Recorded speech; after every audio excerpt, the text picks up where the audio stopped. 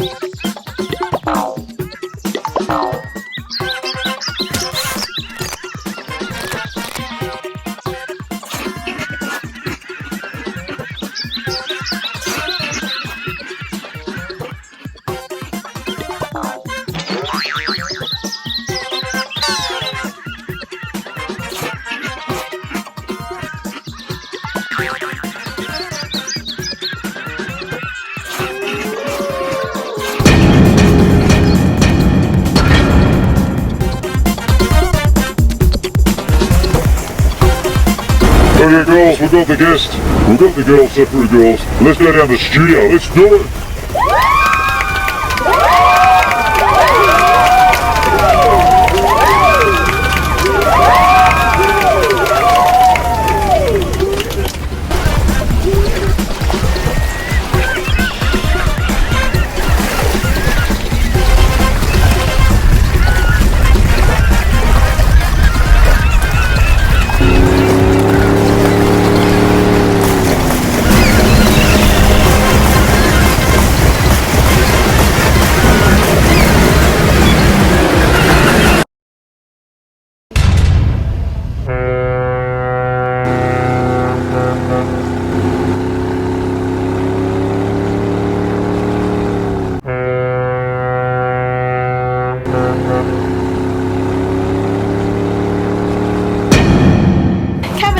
Surfaroo, how to look after and keep your car roadworthy. Join Pete in my car.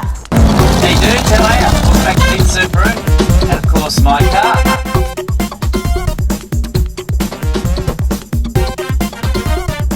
The disc graders themselves are badly scored, and as such you're not getting full braking capacity.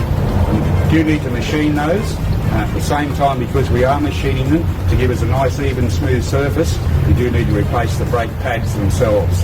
When we do those, we'll service the caliper slides and you'll have a complete new brake setup for the front.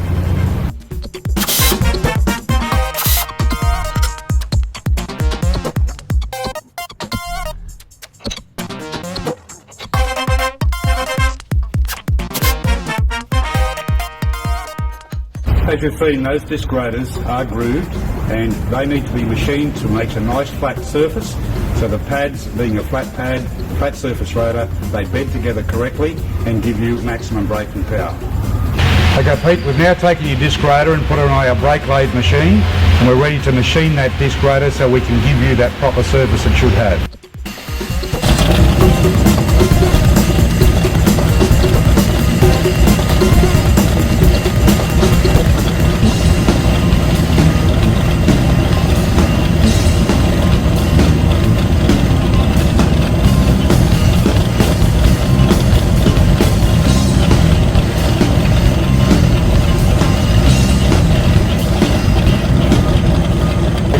Now that we've machined your disc graders, we've got a nice smooth surface on them. Before we put them all back together, we're going to actually service the caliper slides to ensure that they run freely as they should do. So remove the pins, clean the pins, and ensure that there are no notches in those pins. Once we've done that, we coat them with a silver nickel compound.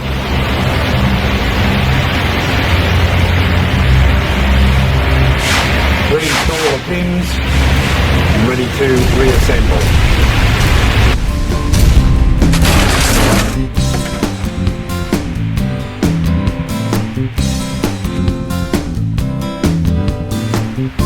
Okay, now we're reassembling your brakes for the pads and the caliper itself.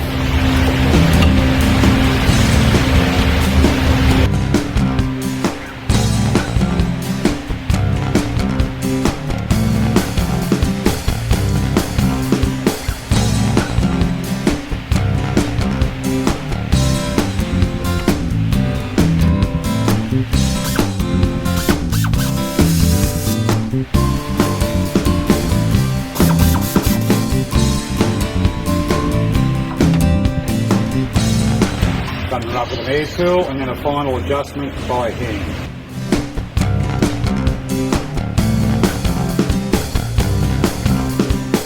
When our brakes are completed, ready for our wheels to go back on. Okay, we're now ready to reinstall our brakes and have our brake system working again.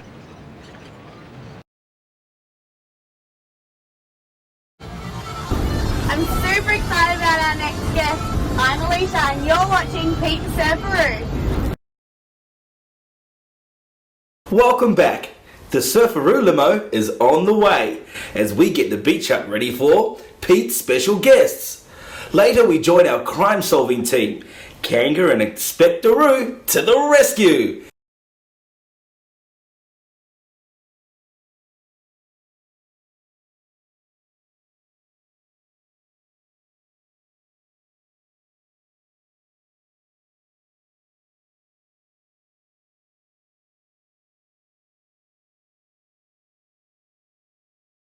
Hey, welcome back. Enjoying the show? Yeah. Wow, there's more to come on Pete the Surfaroo. Also, don't forget to watch out for new full-length shows with special guests in sports, big productions, and heaps more featuring Pete the Surfaroo and joining him special, well-known guests from around the world. Okay, Pete, we're finally up to the last stage.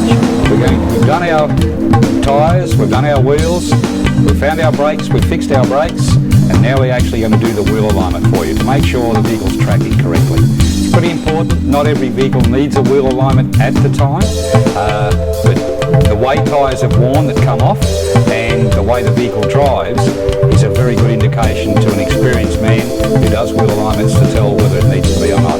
Having said that, we put it up on the machine will read it and we'll see whether the settings are correct or whether they're out of specs. And now we're going to put our heads on, what they call as the heads.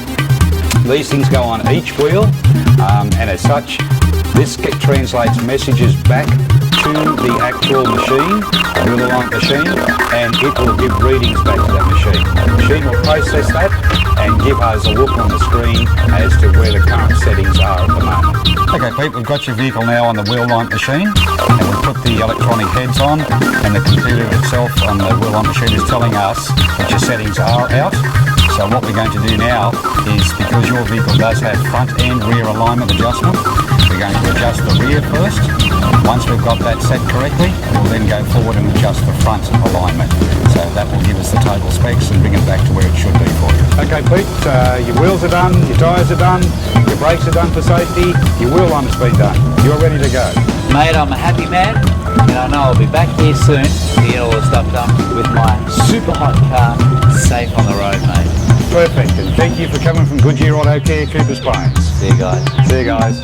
Pete's special guests have arrived and are relaxing in the beach hut. Coming up soon, Pete's special guests will be introduced.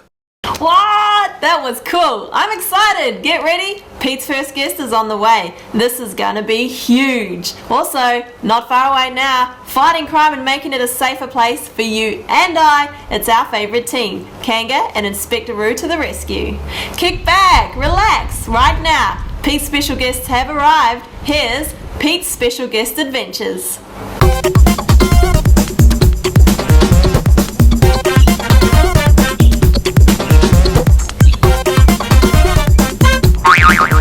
Hey guys, great story for you today. Now, living in suburbia, as we all do, we want to get away from all that stress and all that uptight stuff. This is the perfect way to do it. Behind this fence is an amazing world. John and Jenny Catlin will take you back hundreds and thousands of years to experience the ultimate. Now, I'm not going to tell you anymore. Come with me. Let's check it out. Woo.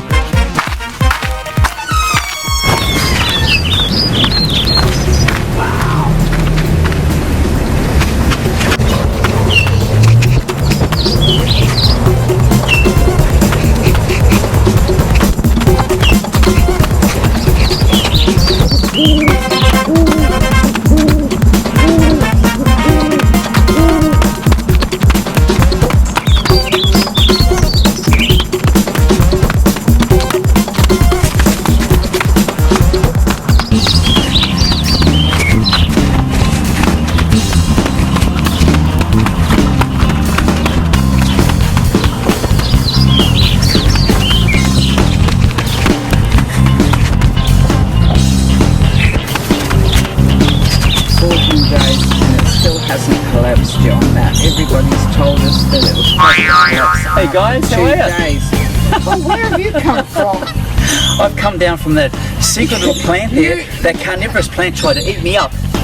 Well, it didn't succeed, did it? No, it normally doesn't eat people like you. It eats the growers when it gets to a big stuff. Yeah.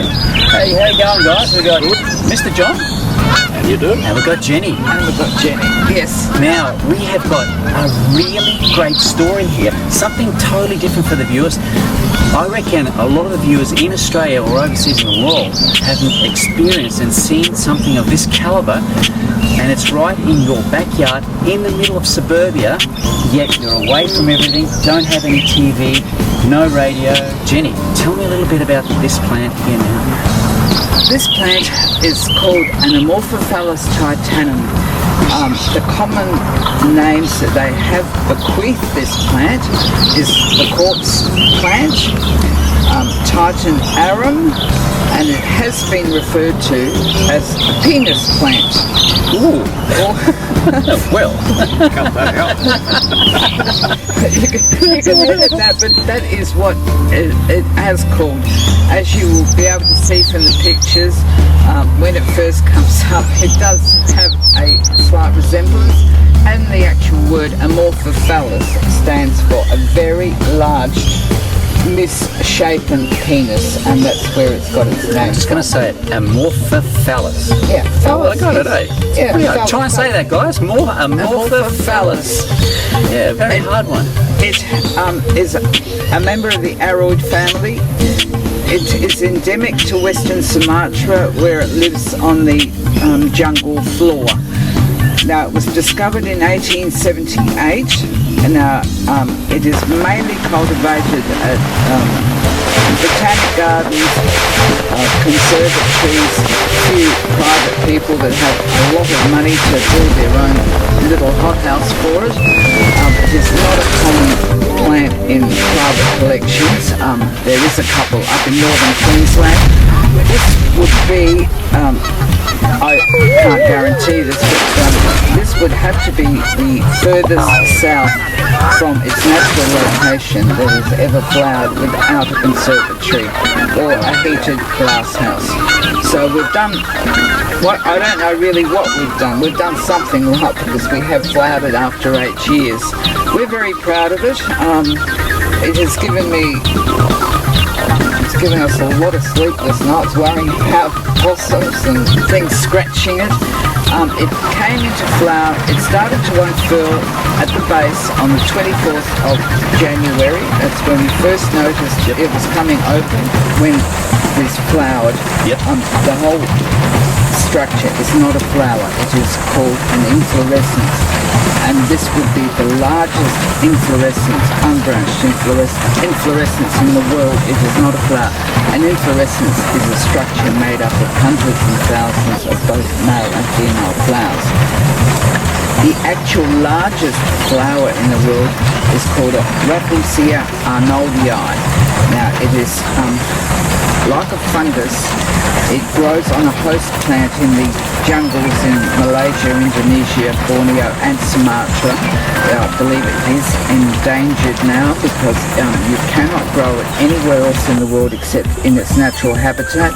It has to have a special plant. Now when that is actually a flower, and when that one flowers, it is also known as a corpse plant because the odour is terrible. It grows to about 90 centimetres across the flower, and the actual bulb itself weighs about 11 kilos. But that is the largest flower in the world. This is the largest unbranched inflorescence in the world, and the largest branched inflorescence belongs to a member of the palm family.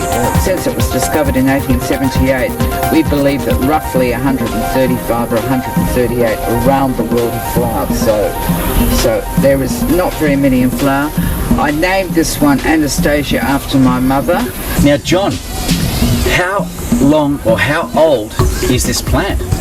We can trace it back about 8 years, but before that 8 years, it was very small and probably no more than 2 to 3 years old then. So from the time it was a seed, probably 11 years. All the growth takes place in the last couple of years. Up until then, it's very slow. If the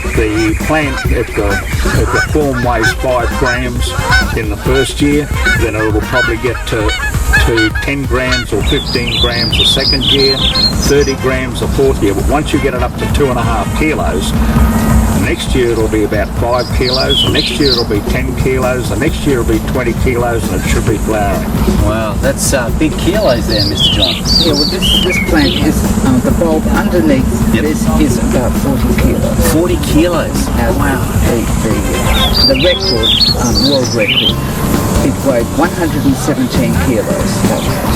That is amazing. Yes, and it takes a lot out of the plant to flower because that particular bulb was 117. When they repotted it the following year, it had lost 39 kilos in weight. So all mothers to be, take note. When you put on the weight, after you've had your baby, you will lose it. Now you've got everything here is self-sustained. You've got your own water, you've got your own soil, you've got sort of everything here. You don't need to go outside and get anything. Now we're looking at the smaller version or the younger version of the plant up the front here. Now what stage is this plant in and how far away is it from blooming like this one? It's 2.5 kilos now. So what we have to try and do is put on as much weight as we can, which means you feed and work at it. Next year when we dig it up, we hope it'll be over 5 kilos. If we make it any more than that, we're doing something right. The year after that will be 12 kilos. That should be ready to flower. Should be ready to flower, but we expect it to have to go to about 20 kilos. Wow, that's big kilos. And one of the things we've learned is that they do need copious amounts of water.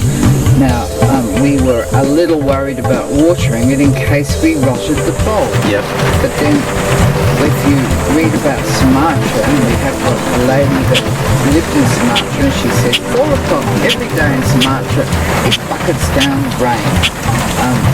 So, obviously, it takes a lot of water, and people were worried because when John actually found the plant fully open, it was 2:30 on Wednesday morning. It was torrential rain. That's when we had the floods on. Yep. We were both running around here, pardon the expression, half naked, looking at this plant at 2:30 in the morning by torchlight. John was worried that the water would do it, but the water runs in there and it has a little trap door that the water runs out. So it takes a tremendous amount of water. It was 2.1 metres tall, which is bigger than the Cairns Flecker Gardens one that flowered, much bigger than what Sydney flowered. It is up there and it's actually beaten. On the internet, if people go and check on it, they will see plants in flower from Germany and Holland, and theirs didn't even reach 4 feet. Now ours, back in inches and feet, ours reached 6 feet 9 inches. Yeah, 9 inches. Well, that's great, guys. Well, congratulations again to a great effort here, and good luck on the upcoming generation. Guys, I hope you enjoyed that. I'm going to just look around here and check out some more plants. I hear you got some carnivorous plants. I better watch out. I've still got all my fingers left now, but who knows, later on. Don't go into the shed. Audrey's in there and she'll take your fingers off. Audrey! Ah!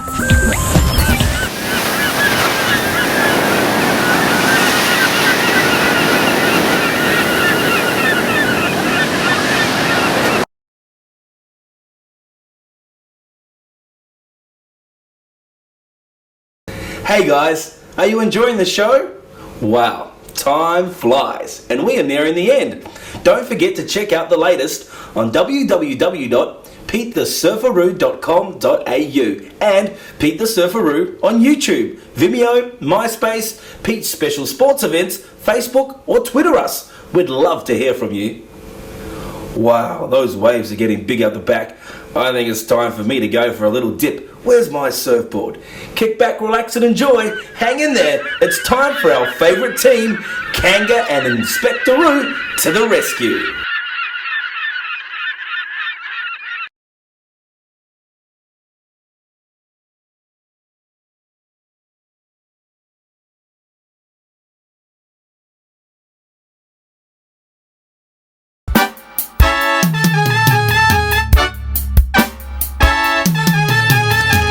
Kanga and Inspector Roo. Crime is unfolding and we need you. They're innocent and danger, they need help from you. Kanga and Inspector Roo. Kanga's so cute and smart. Inspector Roo's suave and sophisticated.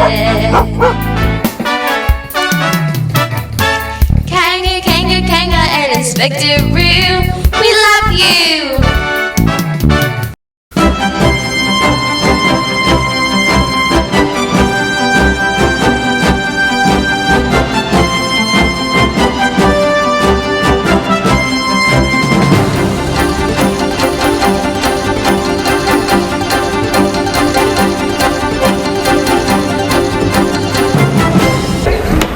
Oh my gosh, look what they're doing.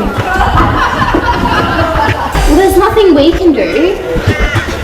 What am I to think of that? I don't know. Well, look, I know you're being bullied, and I'm going to start to take action against it because I just can't let that go on, okay?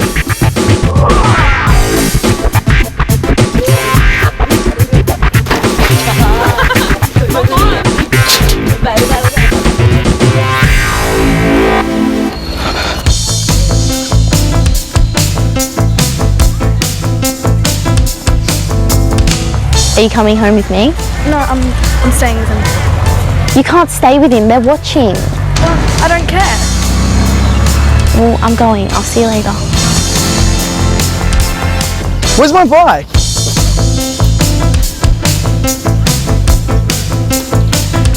I can't take this anymore! Don't get mad, but I think they put your bike in the dumpsters. No, it's okay, don't worry, we'll get it out and we'll be in time for dance class. Don't worry about it, it'll be okay.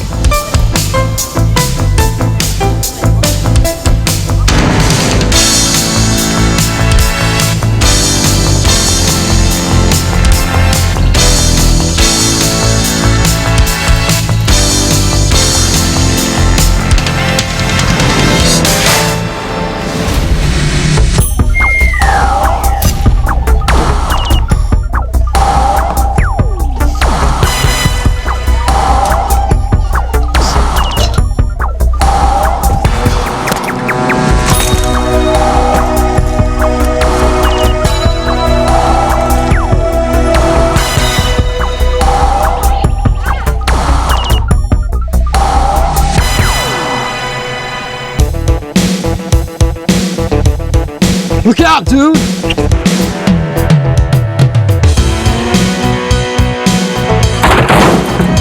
Oh my god! No, don't move him. What did you do? I don't know, he just ran into my car. Look, he's unconscious. He's unconscious, hang on, I'm going to call an ambulance. You know him, do you? Yes. Okay. Hello? Yes, I need an ambulance, please. There's been an accident at my school. Yeah, there's a boy, he's unconscious, he ran into my car. No, he's definitely unconscious, he's not responding.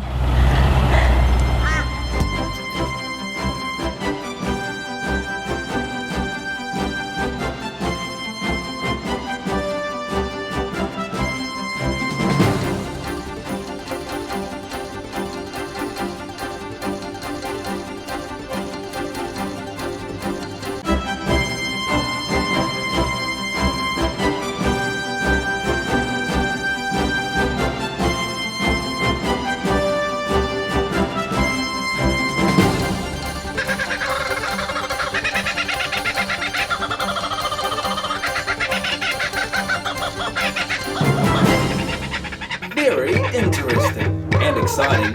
We'll see Kanga and Inspector Roo real soon. Well, it's that time again to say goodbye. Pete the Surfaroo and his team. Until we meet again, I'm Sean, your MC. Check ya.